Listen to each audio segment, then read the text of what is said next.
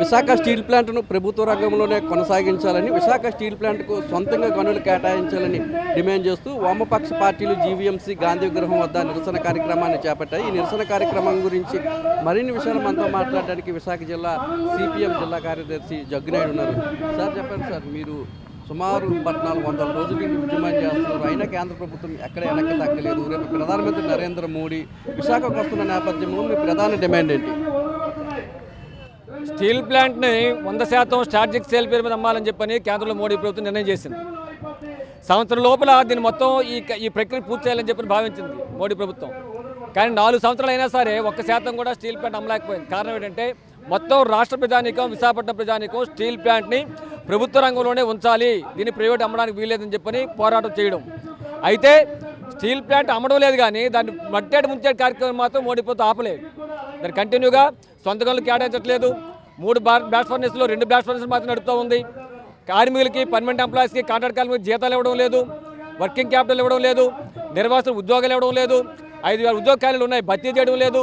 ఇలా అన్ని రూపాల్లో వైజాగ్ స్టీల్ ప్లాంట్ని దెబ్బతీసి నాశనం చేసి పక్కనే ఉన్నటువంటి అనకాపల్లి జిల్లాలో నక్కపల్లి ప్రాంతంలో ఆర్సెలర్మిట్టల్ స్టీల్ ప్లాంట్ కోసం ఈరోజు ఆగమేఘాలను చర్యలు చేపడుతున్నారు. అంటే స్టీల్ ప్లాంట్ ఏదో విధంగా దీన్ని నాశనం చేయాలి, దీన్ని కార్పొరేట్ చేతుల్లో పెట్టాలి, విశాఖపట్నం ప్రజానీకాన్ని, రాష్ట్ర ప్రజానీకాన్ని ముంచాలి. ఇది ఈరోజు కేంద్రం మోడీ ప్రభుత్వం చేస్తున్న కుట్ర. దీన్ని అడ్డుకోవాల్సిన బాధ్యత రాష్ట్రంలో ఉన్నటువంటి టీడీపీ, జనసేన కూటమి, ముఖ్యమంత్రి చంద్రబాబు గారిది, పవన్ కళ్యాణ్ గారిది. ఎందుకంటే మీరు ప్రజలు మిమ్మల్ని అధికారం ఇచ్చారు, భారీ మెజార్టీతో గెలిపించారు, ఎన్నికల్లో మీరు హామీ ఇచ్చారు. హామీ ప్రకారంగానే వైజాగ్ స్టీల్ ప్లాంట్ని ప్రైవేట్ పని కాకుండా అడ్డుకోండి, పూర్తి ఉత్పత్తి సంస్థ నడిపించే చర్యలు చేపట్టండి. ఇది మీ బాధ్యత. అంతేకాదు, ఎలాంటి మెజార్టీ మీకు ఇచ్చారంటే కేంద్రంలో మోడీ ప్రభుత్వం మీ సపోర్ట్ లేకుండా ఒక్క రోజు కూడా మనుగడ సాగించలేదు. అంత కీలక పరిస్థితుల్లో మీరు ఉన్నారు. కాబట్టి ఈ పరిస్థితులు మీరు ఉపయోగించి స్టీల్ ప్లాంట్ నమ్మే నిర్ణయాన్ని వెనక్కి తీసుకోమని చెప్పని మోడీ గారిని అడగండి, ఈ రోజు అడగండి. అలాగే దీన్ని శైలిలో విలీనం చేస్తాం, సొంత గనులు కేటాయిస్తామని చెప్పని, పూర్తిస్థాయి ఉత్పత్తి స్థాపనతో నడిపిస్తామని చెప్పని మోడీ గారితో ప్రకటన చేయించండి. మీరు ప్రకటన చేస్తున్నారు, చంద్రబాబు గారు ప్రకటన చేస్తున్నారు, పవన్ కళ్యాణ్ గారు ప్రకటన చేస్తారు, లోకేష్ గారు ప్రకటన చేస్తారు, స్టీల్ ప్లాంట్ ఆగిపోతుందని చెప్పని. మీ ప్రకటనకి ఏం ఉపయోగం ఉందండి? మీరు ప్రకటన చేస్తారో అని ముంచేస్తున్నారు కేంద్రంలో మోడీ ప్రభుత్వం. మీ ప్రకటన విలువ ఉండాలంటే రేపు ప్రధాని విశాఖపట్నంలో కాలు పెట్టే ముందే స్టీల్ ప్లాంట్ అమ్మే నిర్ణయాన్ని మేము వెనక్కి తీసుకున్నాం, ప్రైవేట్ పరం చెయ్యం, శైలిలో విలీనం చేస్తాం, సొంత గనులు కేటాయిస్తాం, పూర్తి ఉత్పత్తి సమయంతో నడిపిస్తాం, కార్మికులందరికీ ఉద్యోగ జీతాలు సకాలం చెల్లించి ఏర్పాటు చేస్తామని చెప్పని స్పష్టంగా ప్రకటన చేయమని చెప్పండి. అప్పుడే మీకు ఈ ప్రజానీకు రాష్ట్రపతి మిమ్మల్ని నమ్మి ఓటేసినందుకు ఫలితం ఉంటుందని చెప్పి చెప్పదలుచుకున్నాం. సార్, ఎన్నికలకు ముందు స్టీల్ ప్లాంట్ ప్రైవేటీకరణ జరగకుండా అడ్డుకుంటామని చంద్రబాబు కానీ, పవన్ కళ్యాణ్ కానీ ఒక హామీ ఇచ్చారు. ఈ 7 నెలల కాలంలో అటువంటి ప్రయత్నం ఏమైనా చేసినట్టు అనిపిస్తుందా మీకు? ఏమీ లేదు, మాటలు అయితే చెప్తున్నారు. చంద్రబాబు నాయుడు గారు, లోకేష్ గారు, పవన్ కళ్యాణ్ గారు విధానపరమైన నిర్ణయం పార్లమెంట్లో జరగాలి, పార్లమెంట్లో ఇది ప్రైవేటీకరణ చేయాలని 4 సంవత్సరాల కిందట నరేంద్ర మోడీ చెప్పాడు. కానీ ఒక అడుగు ముందుకు వెళ్ళకపోవడానికి కారణం ఏంటంటే రాష్ట్ర వ్యాప్తంగా తెలుగు వారందరూ ఉమ్మడి రాష్ట్రంలో తెలంగాణలో కూడా కొంత వ్యతిరేకత వచ్చింది. కాబట్టి ఇది పార్లమెంట్లోనూ క్యాబినెట్లోనూ అనౌన్స్ చేయాలి తప్ప లోకేష్ గారు విశాఖపట్నం నరేంద్ర మోడీ వస్తున్నాడు కాబట్టి విశాఖ ప్రజలు, ఉత్తరాంధ్ర ప్రజలు అమాయకులని ఆయన ఏదో చౌచో ప్రకటనలు చేస్తే అది సాధ్యం కాదు. మీ ప్రకటనలకు భిన్నంగా ఈవేళ విశాఖపట్నం స్టీల్ ప్లాంట్లో కార్యక్రమాలు నిర్వహిస్తున్నారు. ఒక పక్క మీరు ఎన్నికల్లో హామీ ఇచ్చారు, చంద్రబాబు నాయుడు గారు, పవన్ కళ్యాణ్ గారు, మా కూటమి అధికారంలోకి వస్తే మేము ఈ స్టీల్ ప్లాంట్ని ప్రభుత్వ రంగ సంస్థగా కొనసాగిస్తామని చెప్పారు. అదేవిధంగా నరేంద్ర మోడీ గారు ఏ రాష్ట్రంలోనైనా డబుల్ ఇంజిన్ ప్రభుత్వం ఉండాలని చెప్పారు. ఇప్పుడు ఇక్కడ త్రిబుల్ ఇంజిన్ ప్రభుత్వం ఉంది.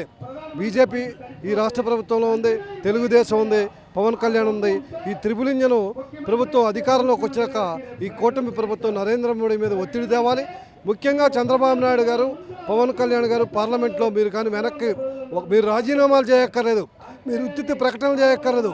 మీరు స్టీల్ ప్లాంట్ కానీ ప్రభుత్వ రంగంలో కొనసాగించకపోతే మేము ఈ కూటమి నుండి తప్పుకుంటామంటే నరేంద్ర మోడీ వెంటనే ప్రకటన చేస్తాడు. మీరు కూడా వారితో కుయ్యెత్తులు కానీ మాట్లాడితే చరిత్రహీనులు అవుతారని భారత కమ్యూనిస్ట్ పార్టీగా హెచ్చరిస్తున్నాం. రానున్న రోజుల్లో ఉద్యమాన్ని ఏ విధంగా ముందుకు తీసుకెళ్ళబోతున్నారు? మోడీ గారు ఇక్కడికి వచ్చి స్టీల్ ప్లాంట్ ప్రైవేటీకరణ కాదు అని ప్రకటిస్తే ఉద్యమం ఆగుతుంది. లేదనుకోండి, మోడీ గారిని దించే వరకు మా ఉద్యమం కొనసాగుతుంది. గతసారి ప్రకటన చేసినప్పుడు కూడా ఇదే ప్రకటన పోనాం. వైజాగ్ స్టీల్ ప్లాంట్ మామూలుగా రాలేదండి, 32 మంది ప్రాణాల బలిదానంతో వచ్చింది Vizag steel plant. Vizag steel plant అంటే విశాఖ అభివృద్ధి. వైజాగ్ స్టీల్ ప్లాంట్ని ప్రైవేటు పరం చేయడము అంటే విశాఖను నాశనం చేయడం. విశాఖను నాశనం చేయడానికి మీరు ఇక్కడికి రావాల్సిన అవసరం లేదు. మాకు వినాశనం వద్దు, మీలాంటి భస్మాసుర హస్తాలు మాకొద్దు. మీరు వైజాగ్ని బాగు చేయదలుచుకుంటే, ఉత్తరాంధ్ర ప్రజల్ని, ఆంధ్ర రాష్ట్ర ప్రజల మంచి కోరుకుంటే వైజాగ్ వస్తున్నారు. విశాఖపట్నాన్ని అలాగే ఉంచుతాము, విశాఖపట్నం అభివృద్ధికి మేము తోడ్పడతాము, స్టీల్ ప్లాంట్ని ప్రైవేటు పరం చెయ్యము, సొంత గనులు ఇస్తాము అని ప్రకటన చేయండి. నిర్వాసితులకు ఉద్యోగాలు ఇస్తామని ప్రకటన చేయండి. అప్పుడు విశాఖపట్నం బాగుంటుంది. విధ్వంసానికైతే మీరు రానవసరం లేదు.